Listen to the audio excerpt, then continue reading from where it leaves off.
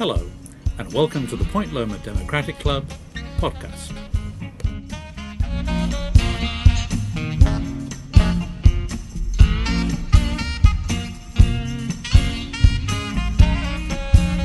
In this month's podcast, Rabbi Laurie Coskey discusses the fight for 15 in San Diego.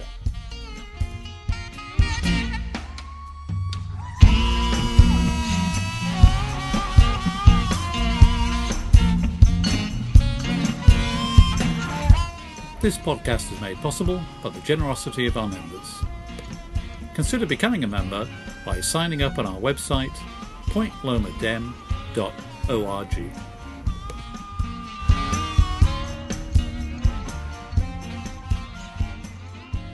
I'm pleased to introduce Rabbi Laurie Coskey of the Interfaith Center for Worker Justice, and you already know what she's going to talk about, the fight for 15.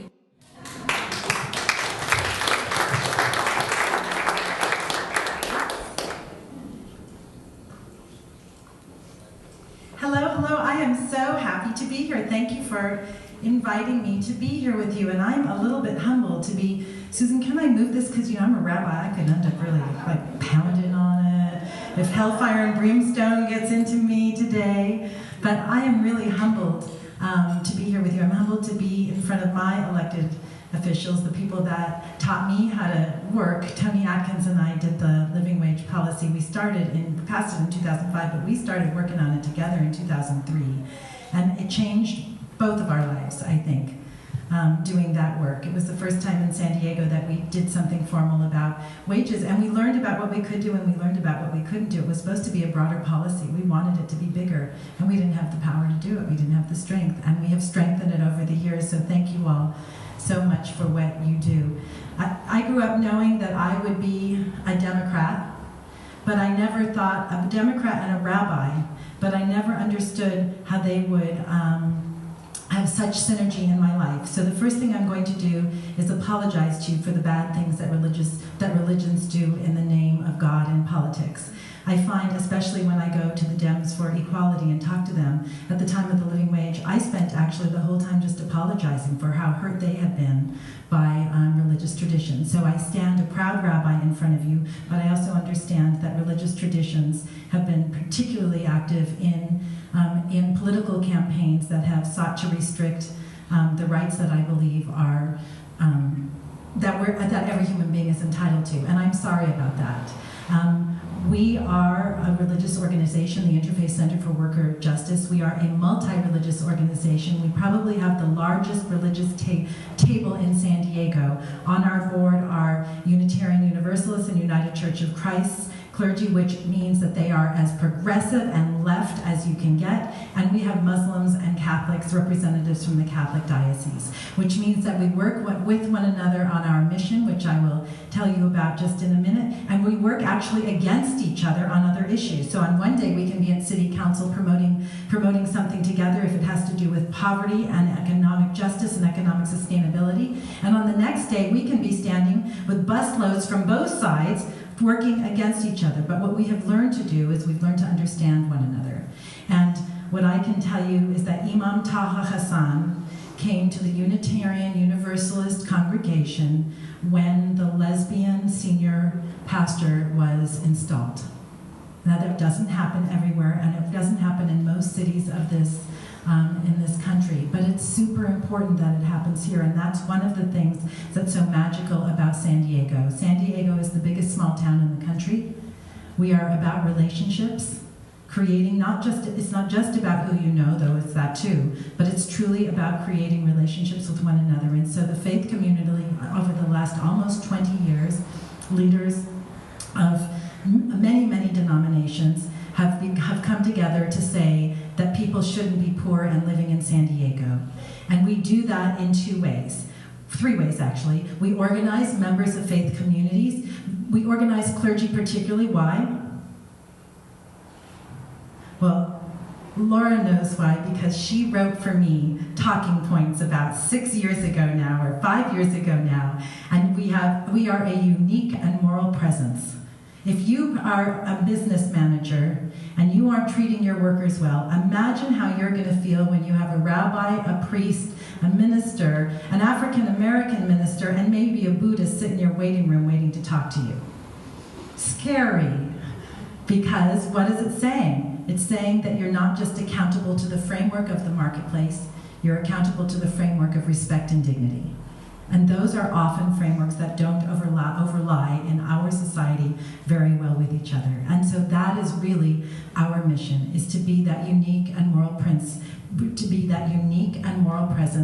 and to hold in the area of economic sustainability, to hold policymakers and business leaders and labor unions accountable to lifting up the lives and the struggles of low-wage workers. So we do that in three ways. One, we get religious people sort of riled up about that. And that's good, because all religions believe in justice. Very few religions believe in poverty. Some do, but not very many.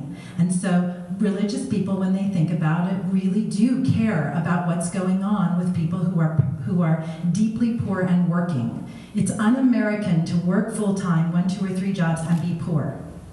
People get that.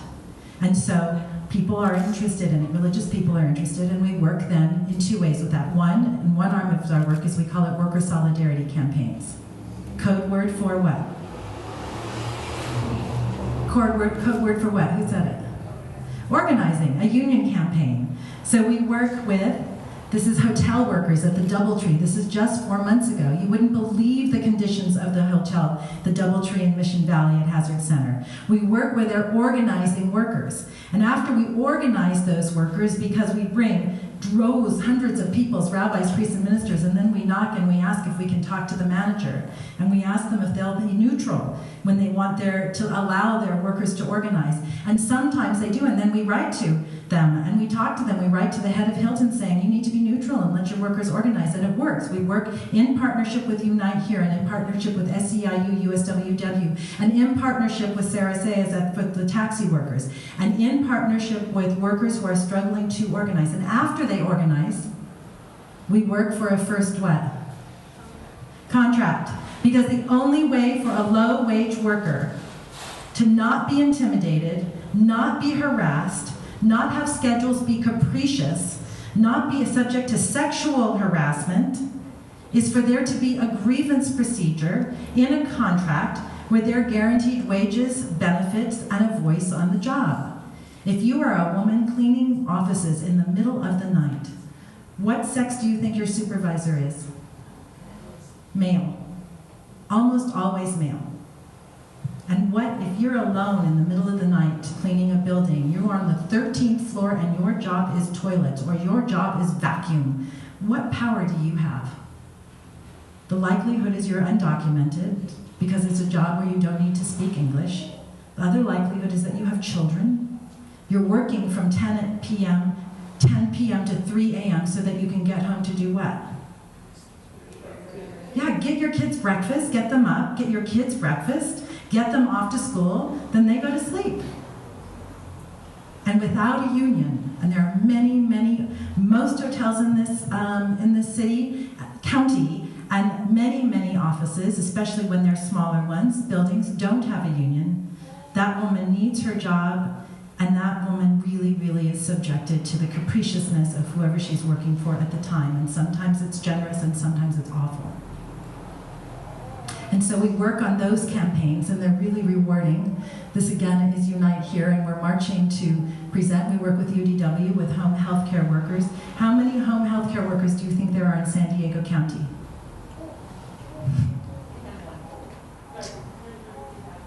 You have one here? And you have a that's great. You are a home health care worker. Okay, part of the UDW Home Health Care Worker Union is how many? 20,000. I thought it was 20,000, but we can go with 33,000. But it's between 20, it's more than you thought it was. Okay, there's a lot of people, and where are they working? Alone in someone's house. And if they don't have a union to protect their rights, they have no rights at all, and they are completely invisible. And so when you talk about what is the purpose of a union, particularly for low-wage workers, which is where the faith community focuses, and there are lots of them, A union allows a worker to have a voice. And so in your hand, you have this piece of paper, and it shows you the campaigns that we're working on right now. I have one of those too there. It's right here. You can see at the bottom of the first page that we work on campaigns in hospitals and hotels, in casinos. The workers at Palma Casino, do you know where Palma is? How far away from here? How far? No, I think it's farther than that. I think it is almost an hour. Palma is the northeast Palma, not Pala, but Palma. Palma is the Palma Valley. First of all, it's beautiful if you want to have a picnic. There's a taco shop. It's the northeast corner of San Diego, and there are workers being exploited by a casino there. And it is very complicated, as our speaker could tell us, because sovereign nations live with other rules, other kinds of labor rules, and this is an issue of oppressed people oppressing people. Put that in your head just for a minute. Oppressed people oppressing people. So it's delicate, it's complicated, and there are workers there who are struggling with no respect.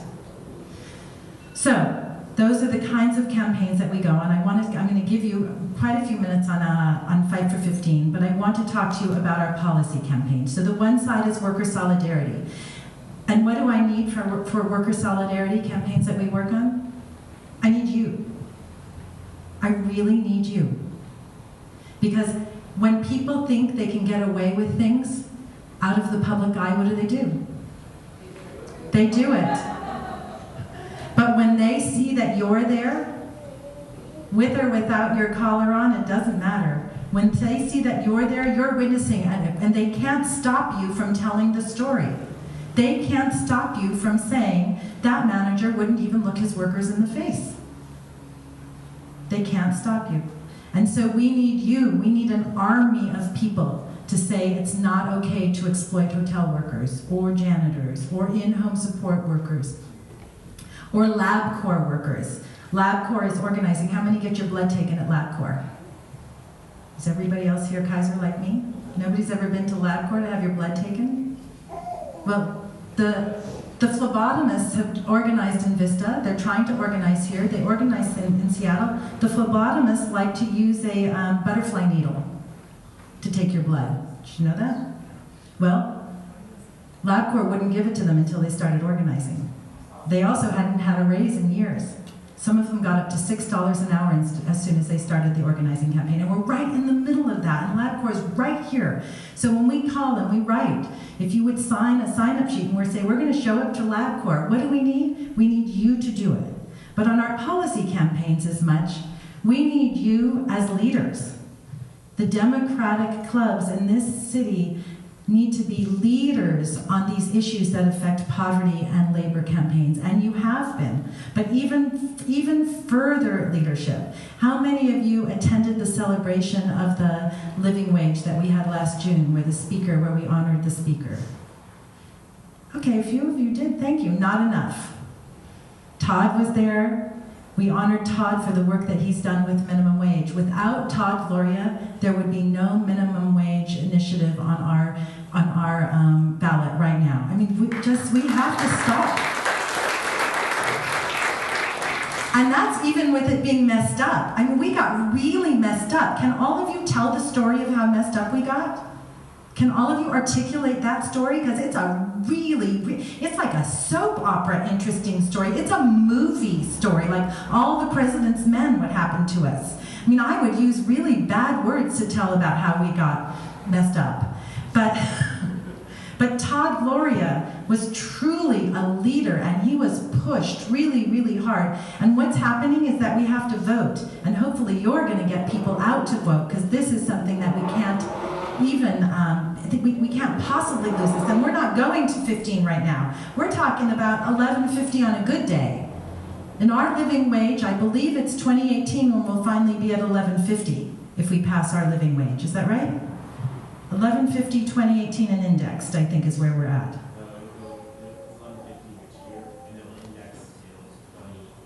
Index in 2018. Does everybody know what an index is when you talk about minimum wage? Go ahead, tell us. So explain it to everybody. What is that? What does a cost of living index mean if you've got a wage? What will that happen? Stand up and tell us, really. Go on.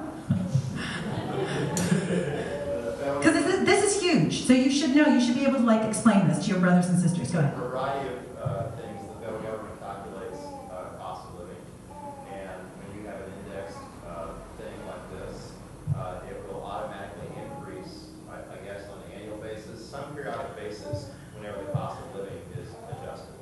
So let's say we start off with $11.50 minimum wage, and then the cost of living increases 5%, then the $11.50 minimum wage will increase by 5% also. So, this is jump up and down. I mean, this is huge. That nowhere else in the country this doesn't happen. Is our minimum wage now indexed to anything? The minimum wage stays the same until we have some kind of big campaign to change it.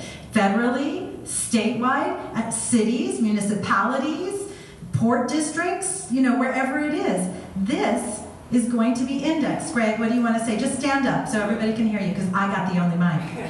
If it had been indexed, we would be at $11.50 right now. And we've just adjusted for a change in the cost of living since 1967. The minimum wage would be $11.10 right now. The California or the San Diego? Whose minimum wage? California. The California minimum wage. Nationwide we would be. The same buying power in 1967. Today, if it had been adjusted for inflation, would be about $11.50 an hour. Okay, do you see his passion? Did anybody get that passion?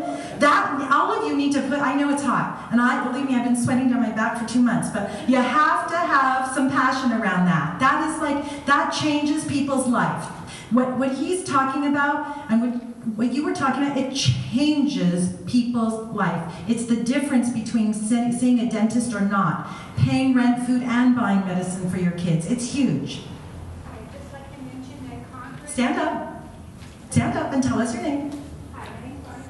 I'd just like to mention that Congress has voted down but they've awarded themselves a cost of living increase every year since then. So, just factor that in. Congress is indexed, and those people work hard, and they know that you need to have cost of living raises. So that's what this is about. So when you hear index, when people say that, that's such a passive word. I don't know, we should think of a better word, something that really changes life. An index. It really does. Okay, so what I want to do is let Steve talk to you about two of our big campaigns, our policy campaigns. He's going to talk to you a little bit about TPP. And then I'm going to talk to you about the Fight for 15. We've talked about healthcare too. And the speaker's Health for All. What Health for All will do here. Hi. I've been here before. In fact, I was here about 2.5 years ago to speak to you about Covered California. That is one of our policy campaigns. I'm the policy coordinator for ICWJ. And what we do with the policy end of it is translate the passion into something concrete, something that will move. And we're very particular about the campaigns we choose. For example, we chose healthcare because in many cases, when the poorest and lowest have nowhere to go, they usually end up going to churches or congregations. So our ministers, our board is very intimately involved in what was happening in terms of healthcare. That's why we've made part of our mission to ensure that, to do that. With the Trans-Pacific Partnership, same thing. In many cases, people who come across the border without papers, without documents, will go to the church looking for help and assistance. Why are they coming? In many cases, it's because they can't find jobs at home. And that's why we took up TPP. So everything we do is tied back into worker justice. We don't just arbitrarily grab campaigns. What we do is dive in there and make a difference. And if I might just throw this in here, one of the most rewarding things I found in my years working with ICWJ is that we make a difference on a human level. And I'm going to just jump on this one. During the Fight for 15, our people, we show up to events, we do things with our allies, but we get arrested with workers. We will go that far. One of those powerful things that we discovered during the Fight for 15, we would ask, or workers would be asked to walk the job for a day and sign a protest. We would walk them back in the next day. We were the ones with them facing the managers. That's when you know it's real. Because they're depending upon you to have their back, and it's incumbent upon us to be that muscle, as it were. But that's one of the things I love about working for ICWJ. the fact that every day is different, but in the end, the cause is the same, worker justice.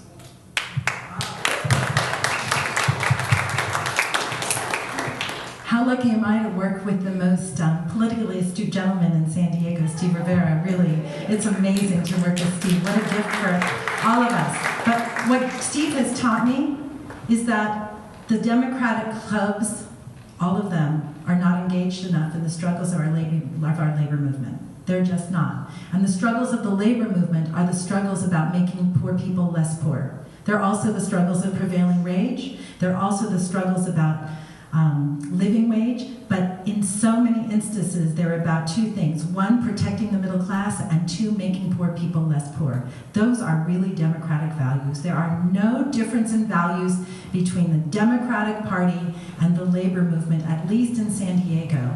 And so it's really, really important for Democrats to be bigger leaders and bigger participants in these aspirations and these aims. So I want to talk to you about the Fight for 15. That was at San Diego State during the Fight for 15. So it is my opinion that the Fight for 15 has changed wages across the country. How many of you have done anything at all with the Fight for 15? Watched the news, been out on a march? Okay, anybody want to say what you've done? Just, and what your experience, not like say like, but not show and tell, but what is your experience of it? How did you feel? What did you think? I thought it was amazing. I mean, as far as Stand up and talk. Yeah. So one of the most important things that I saw was there's Elvis, right? Mhm. Amazing fast food worker, and he works full time, and he lives out of his car. And I think the most important thing about the Fight for 15 is it's talking about sustainable wages for everybody. And what President Obama said, and many progressives said, is you work full time, and Tom Florian said this. I mean, if you work full time, you should not live in poverty. And I think that is what the main message of the Fight for 15 is that that's the American dream. You work full time, you're not lazy, you're out there working, and you deserve to be able to take care of yourself and not live in a car. And so many people deserve. Live in a car, sometimes stay in a motel. This is Elvis, and he goes to a gym to shower because he doesn't want to be dirty going into his job where he meets the public and deals with the public. Greg. Let me add to that. I'm president of the county board. I'm so happy for you to add to that. Go. Yeah, and something you may not know, we run the schools of those vulnerable children in this county. The Monarch School for Homeless Children, San Pasquale Academy for Foster Youth. In the county of San Diego, we've been told 50,000 children homeless at this point. But these are parents who do work. But they're not pulling in enough money to be able to afford the kind of rent that is insanely high in San Diego. And so the speaker's struggle for affordable housing is also involved. Super critical. These. That struggle for 15 is the struggle for the future of our country, because it's also for those people's kids. I mean, we have some incredibly vulnerable children in this community.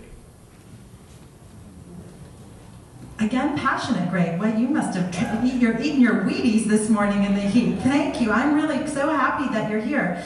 That's the truth. The Fight for 15 is about adults who work. They're between ages 18 and 65. The myth used to be that the person who was working in fast food was a student, trying to sort of help themselves along, working for some pocket money while they're in school, where somehow they're living with their parents. That is just not the case today. That is the case is that it's people 18 to 65. Many of them are women with children, also men with children, trying to make ends meet. And of course, how many hours a week do you think most fast food or low-wage workers are working today that don't have a union? I think it's just 30. What is the for employer-paid health care? What's the threshold for it? It's 30, isn't it? So it's 29 and a half. It's not 39 and a half, it's 29 and a half. Why is that 29 and a half? Employer-paid health care. We work a lot for employer-paid health care. That is one of the greatest benefits of having a contract. And do you know that if you are an undocumented adult in this state, you are still not eligible for health care? That's what we're working on now. That's what the Health for All bill is all about. However, and think of how expensive it is for us. Emergency room health care is crazy. If we can keep people healthy and cover people, it brings the cost of healthcare down. However, When we think about it, if we are, for a undocumented worker to have a union contract with employer-paid health care, that is one adult worker who actually has health care either for herself or himself or their children. A union contract is the only way that an undocumented adult in this state has health care. Is that good?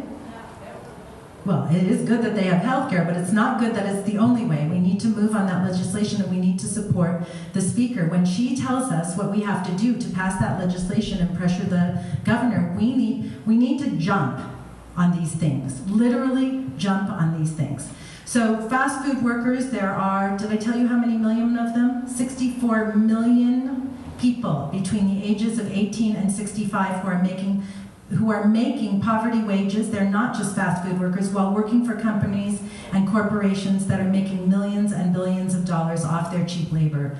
Anybody is concerned about the well-being of the McDonald's executives?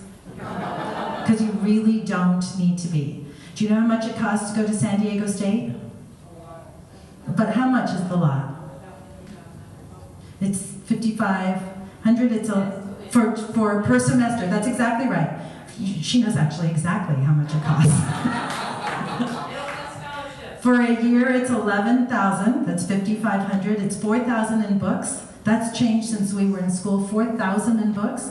$2,500 in fees. So just to go to school is $16,500. If you're at a minimum wage job, how much are you making? Let's say you're working full-time at minimum wage today. How much are you making? Now you're making $9 an hour, which is what everyone makes in fast food. And how much?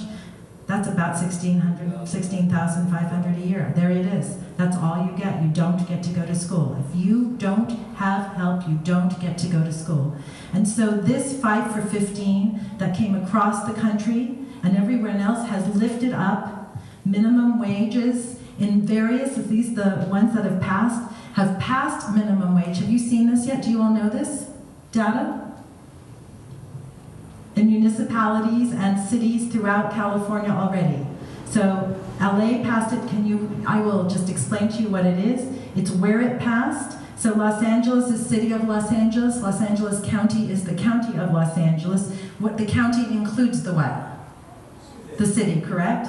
So, but the year that it's fully implemented, which means that's when it becomes 15. I'm trying to get a local Burger King owner who owns 7 Burger Kings to do 15 for 15.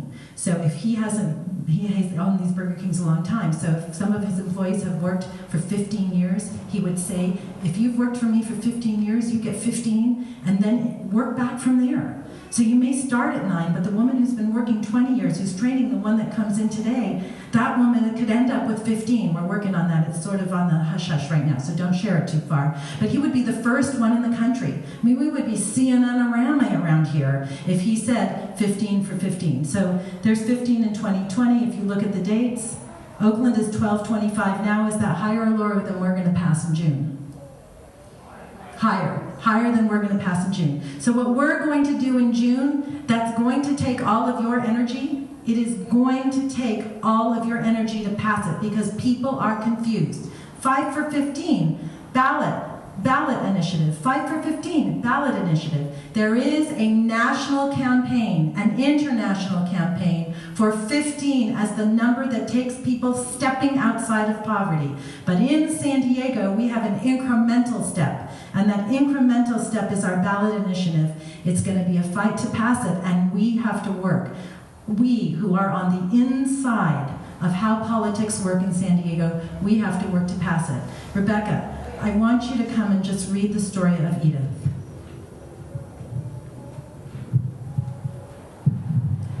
Good afternoon. I'm here to share my story. I moved from Tijuana. Wait. Oh, I mean, It's not like it's you. this is Rebecca. Okay.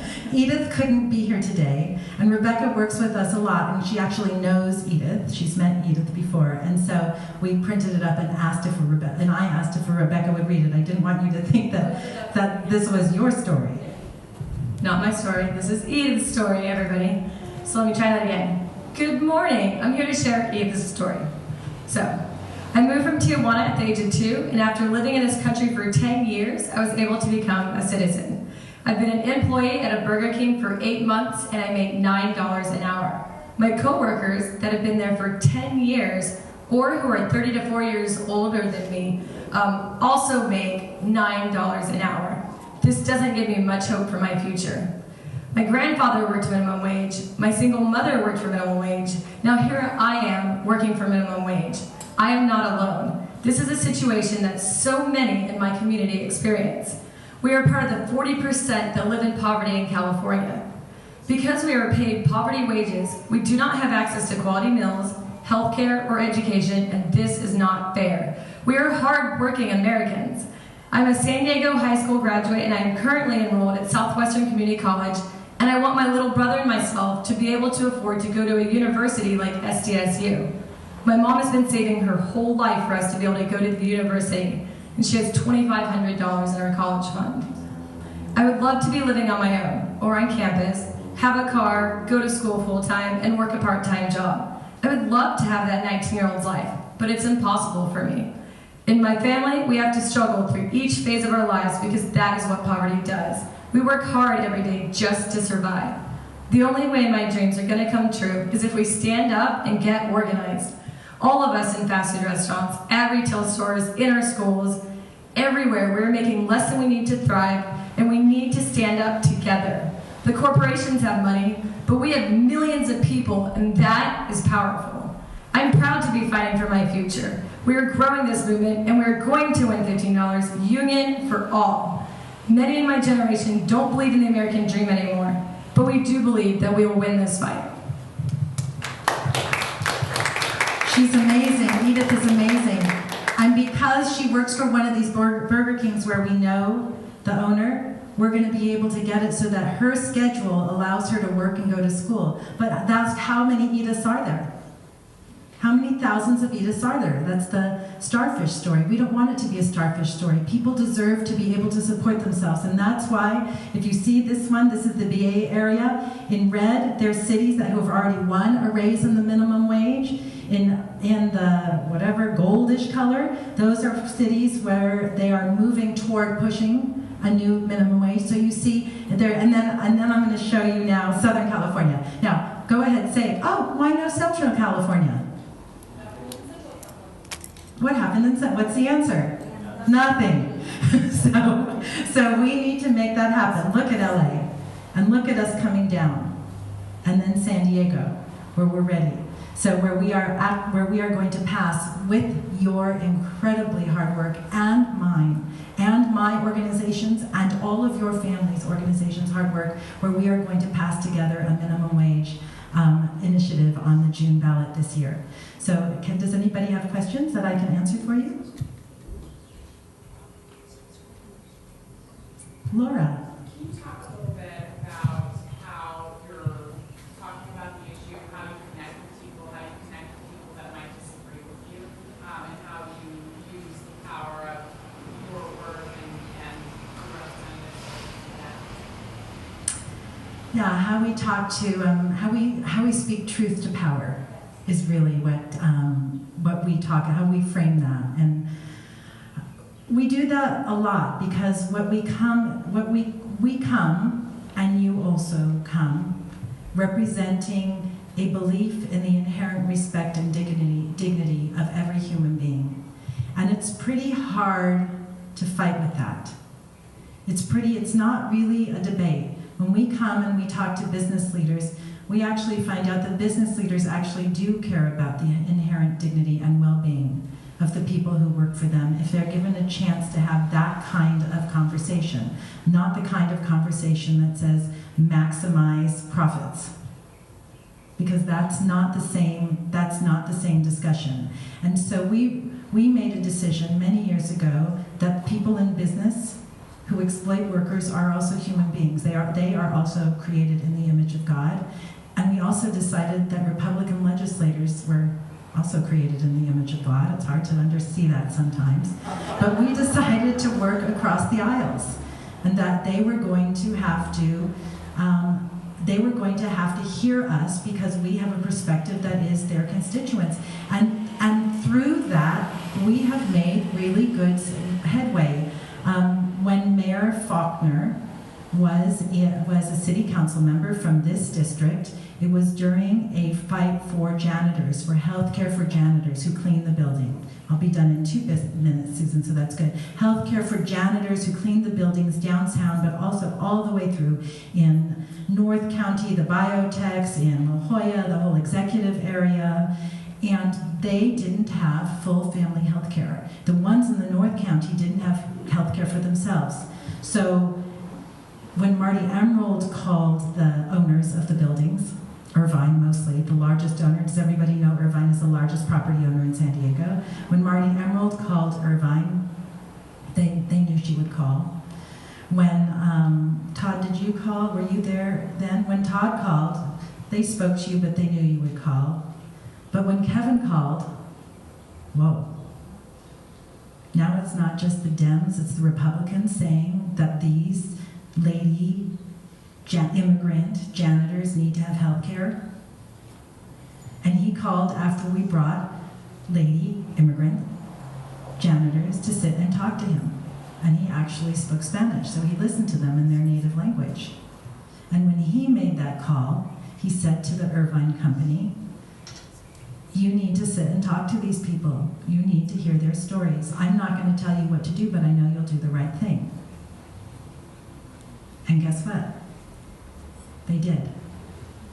And so there's a lot of value to doing what our legislators to do what Tony has done for many, many years, and that is see the dignity and respect in every person who's been called to service, even the people that we philosophically disagree with, because there's times when their voices can be the voices of justice also. And so, Laura, I hope that was an answer, and I hope that was a good little vignette that you found interesting. And so when you think you need to push the mayor, we need to get together and we need to push our mayor. That's one of the photos that you saw, the photo where we were holding bread like babies. We were marching up to the mayor's office and telling him to sign the darn living wage initiative, not veto it. We lost. But we did it anyway, and you needed to have been with us. Thank you to Sam from the Point Loma Democratic Club, and I'm telling you, Mr. Mayor, you need to not veto that. Because he needs to see you there too. Any other quick questions? You can sign up. We have a big campaign at the Doubletree. We're going to end up having marches at LabCorp. Like there, I could tell you a lot about LabCorp. It's a really interesting campaign. We're gonna work with the speaker on Health for All. We're working with the speaker on the statewide minimum wage, and you can do it. You can do it on your own. You can do it through us. But and we had the most spectacular wage theft forum and environmental justice forum that some of you were at last week, and we're working on that together. So if you get on a mailing list, there's 2 meetings you'll see that we have a month. You don't have to come to a meeting, but sometimes I'll send you an email that says, on Thursday, we're going to be at the Doubletree, and we're going to walk with the cooks and the housekeepers and the people who stack plates in the kitchen, and it will be the best afternoon because you will walk and talk to people who will say, without you being here, things would be happening to us in the darkness, and you turn on the light of day for us. So please join us by signing the sign-up sheet, and we'll let you know. Come when you can. We'll be there. Thank you for being such a good leader, Susan Panado. You are great. Laurie, I've been trying for about 2 years to find a way to bring you here, to find the right programming issue. So I am delighted. Thank you so much for coming. Let's give Rabbi Laurie a big hand.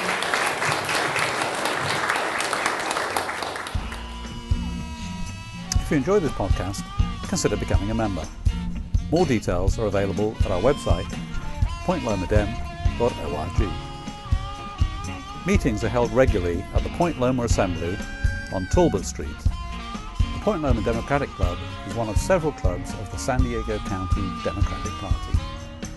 More details are available at sddemocrats.org.